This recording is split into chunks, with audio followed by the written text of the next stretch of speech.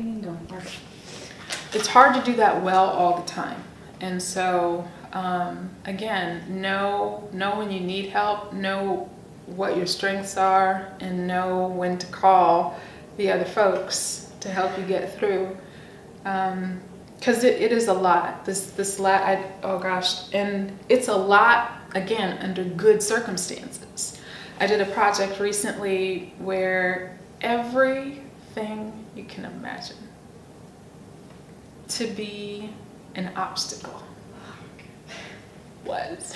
The project was relentless. It would not give me a break. And this was the one that I was shooting on both coasts, and I just mean from day one, it just would not, I just did not get a break. So, yeah. And then you don't get a break because you go into your next project, so you just... Yeah, exactly. So yeah, not a lot of sleep this year yet. Looking forward to some soon. Okay, so let's see. Everyone talked about that. There's just so many questions. So say you have an idea. Yes. Where do you go? And I do. Where do you go with that? Do you find someone to write a script for you, or do you write your own scripts? Both. So far I have written. I'm trying to think if I've never hired a writer to execute one of my ideas. I actually did hire an illustrator to help me with a children's book that I was working on. But yeah, for my own things, I need to own those, which is why a lot of them haven't gotten done because I've been so busy doing other people's. But Stephen and I worked together on something that would be the closest I would say I'd come to kind of opening up to having somebody else write, but in that instance we were kind of working on it together. Mm-hmm. Yeah, so I did write and produce and direct and fund a project of my own, a very small one. But it depends. It depends. It's nice when you have resources available that don't drain your own. Mm-hmm. So yeah, it depends. But when you do have your own idea, you like to kind of keep it close to home? I think so. Mm-hmm. And it depends on what it is. But there are, I do have my own. I am that producer who knows how to handle the money, but I'm also a creative as well. There are some who are just on one side or the other. And so I am that producer who I do have ideas, and I do, I want to see them executed in a very particular way. I, at the same time, am not a fan of directing. No interest in directing for camera at all. I love live, though. I love directing for live situations, live shows, or even live events, that kind of thing. But for camera, can't stand it. So I would gladly turn over something that something of mine that I needed directed for camera, mm-hmm. but I'd still write it. Mm-hmm. I think. And be the producer. Yeah, I'd produce it. I'm trying. I have such problems being involved in other people's productions. Really? Yes. I wonder if other producers have that issue too. And it's usually because I don't know. It's always a matter of, I would have done it like that, or this isn't feeling. It's almost like that sensation of being a backseat driver. Backseat producer. Yes, exactly. That's me. So, yeah, I'd probably produce my own too. I feel like I'd be the same way, because I even do that when people are getting shots. I'm like, I would totally. These two girls came into my class today, because they're doing a mock campaign for my professor. And they stood in the same spot and took pictures in the same spot the whole time. And I No was like, coverage, no different angles. no different angles at all. And I was like, I just wanted to whisper like, That's awesome. I love that. I didn't know who they were at all, but it was just like, I was like frustrated. That's a sign it's almost time for you to graduate. Yeah, right. But yeah, so that's good. I like that you have, I know you've had your own ideas. I just wondered, Yeah. is there anything that I could like watch that you were the one with the idea? Yeah, I'll show you. Cool. Mm-hmm. Yay. Okay, so a lot of treatments. So treatments are things that you've sent me in the past. But can you just describe what a treatment is and how to develop it for producing? Because the book just says, and then you make a treatment. And then, like, And that's the end of, okay. All right. So, how would I summarize it? You can approach it in a variety of ways, but what you want it to be is something that is a very clear summary of the story that you're trying to execute. Okay, so it's not an outline, but it's something that's going to give the vision, the visual of this project. I should be able. Let's say you've written a full-length feature script. 190 pages, 110 pages, something like that. I would like to see a 2 or 3 page treatment for that. Okay, so you now then need to condense that and have me walking away feeling like I get it. Is it all written in words, or is there pictures, or? Yeah, it's text only, so words. If you get into the pictures, now you're talking storyboarding. Okay. Right? And you're talking about giving some visual context for the story that you want to execute.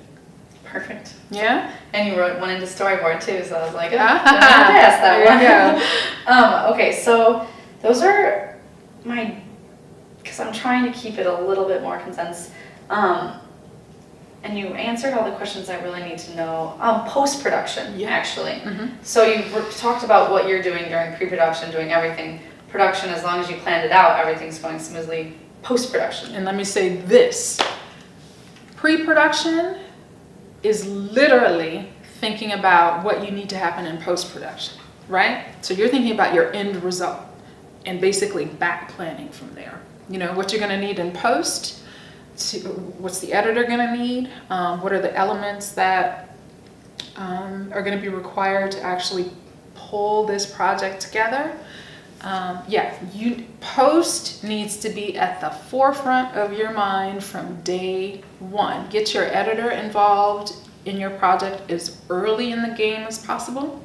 Let the editor chime in on what he or she thinks may be some special requirements, special needs, some things that you will want to account for while you're shooting, right?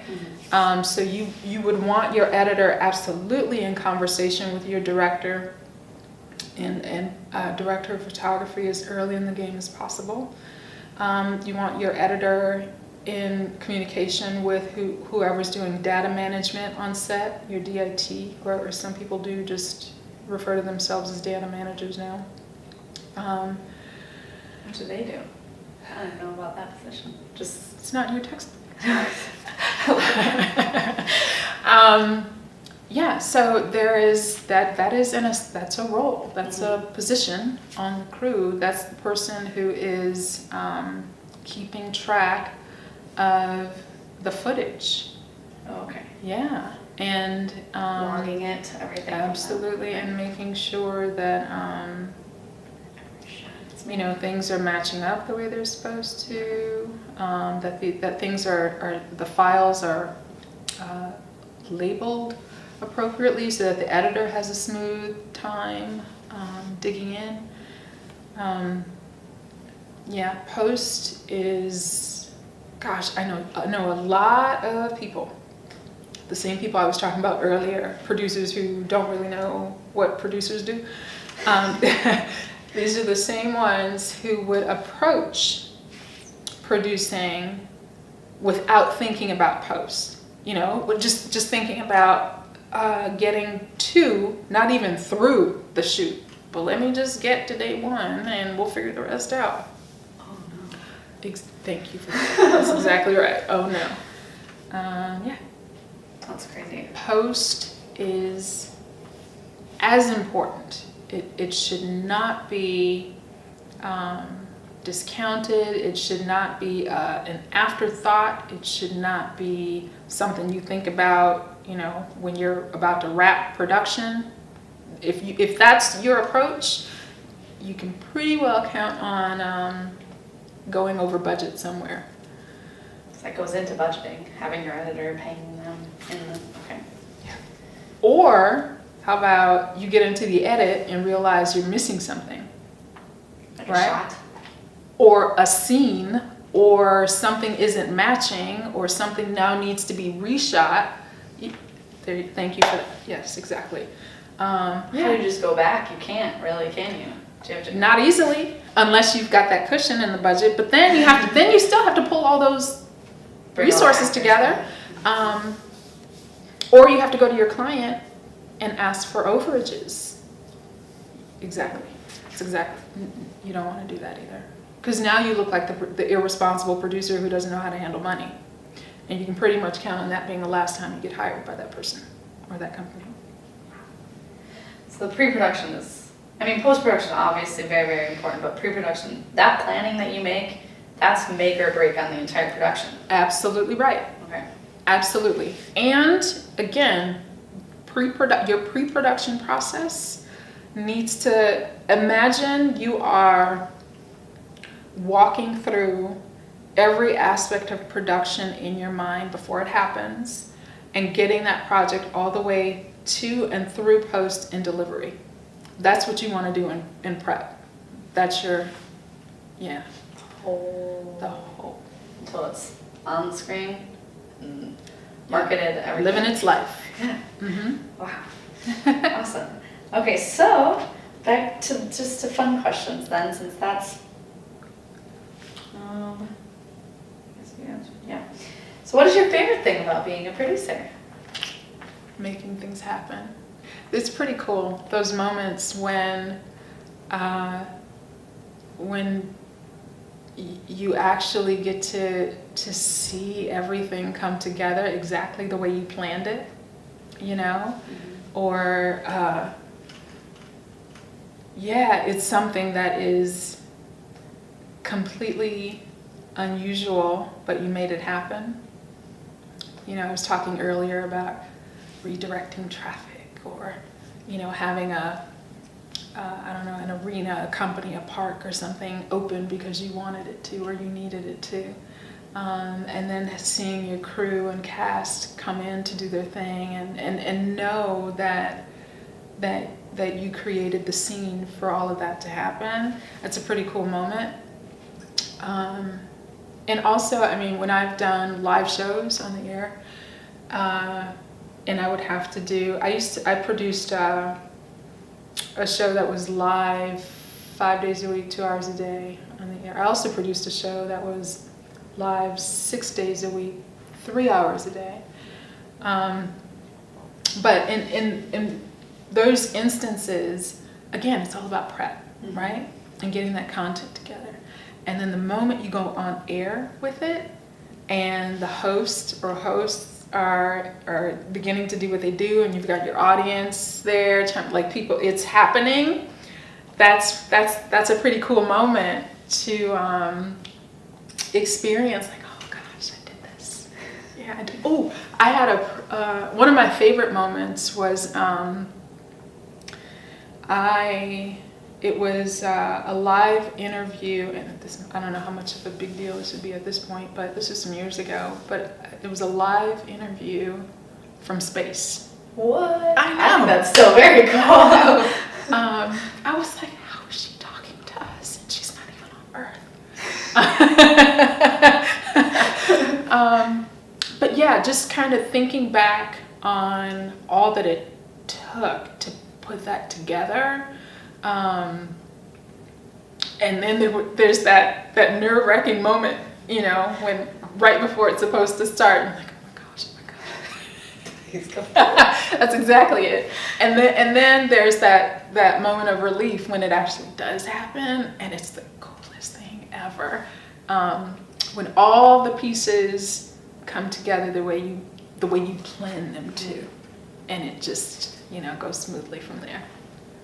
Yeah, that's gotta be pretty cool. I'm like smiling thinking about it, like, because that's crazy. Because you're probably sitting there like wondering, like, is the audio gonna somehow? Because how do you get into space? That's what I don't know. Listen, and those moments are even cooler when you think about those awful, tragic moments that didn't go the way you planned, or you planned everything out perfectly.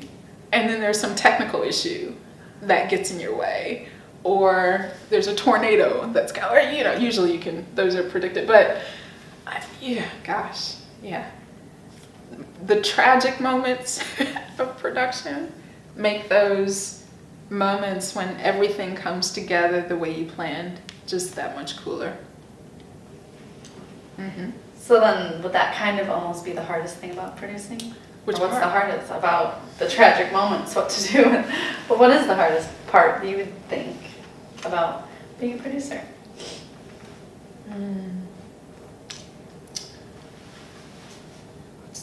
It's all hard. It's all hard. I don't know. I mean, I say that and it's relative. There are worse things to do for sure. But it's a difficult thing, and every one of my colleagues will tell you we have like a love-hate thing with producing. There are those of us who do it because people seem to think we do it well, and no matter how much we try to resist it, people still call on us, which is wonderful. But it's hard. It's hard on you physically, emotionally, cognitively. You sacrifice a lot. If you are a good producer, you sacrifice a lot because you care about you care about everybody else. That everybody else is your responsibility. Everybody else you bring into a project, they're your responsibility. And so you just, in order to make sure they're okay, you're willing not to be okay. And I had someone, was I on set yesterday? Day before? It's all a blur. And people who've worked with me quite a bit know that, I'm not, when I'm on set, I need to know that my team, I need to know they're okay. I need to know that everybody has what they need and everybody's feeling good spirits, no issues. I don't even eat until they're all fed and I know they're okay. It's kind of that it's a caretaker kind of a role if you really are that kind of producer who is concerned about people feeling right, about being involved in what you've called them to do. Takes a toll. Yeah, for sure. Yeah, I remember even on set, you were sitting there with me and I brought your food to you and you just like let it sit there and then everyone was eating, everyone was sitting down and then you started to eat. Now that I think back on it. Yeah. And then my last question, which kind of ties with the key roles as a producer, what does it really take to succeed as a producer? That's kind of my title, the producer, what it takes to succeed. So it's very broad. What does it take? We kind of touched on it earlier because I'm going back to what I said about attention to detail, that maturity, that responsibility, your ability to be a leader, not just a manager, but a leader. You set the example for everybody involved in your project. It takes someone who really has a sophisticated understanding of human nature, maybe.